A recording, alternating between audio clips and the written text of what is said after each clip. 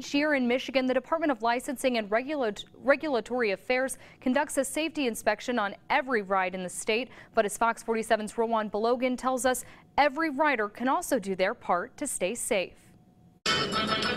Really high off the ground or you're spinning around really fast, it could be easy to get injured severely. So when mom Morgan Rose brings her family to the carnival, she says safety is always a priority. I mean, I always kind of pull on my straps to make sure that I'm actually secured in, because if not, then you go up in the air, you don't know. This past year, carnival rides in Michigan caused 12 injuries. Michigan does a really good job in keeping the injuries down, and 12 injuries out of what we estimate as probably 60 million rides is really not a bad statistic. Mike Beamish is the director of licensing for Michigan. He oversees inspectors who travel across the state examining over 900 rides. Our guys are climbing underneath stuff.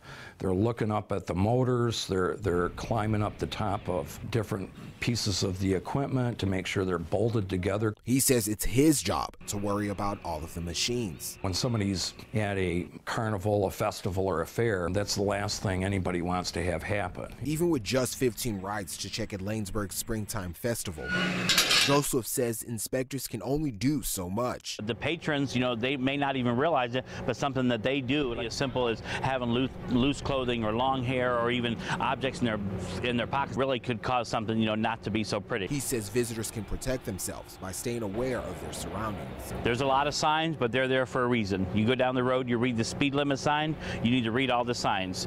If it says secure loose garments, loose articles, do that. Tips that will keep everyone safe. I have a little one. I make sure that I gotta come home to him. In Langsburg, Rowan Belogan, Fox 47 News.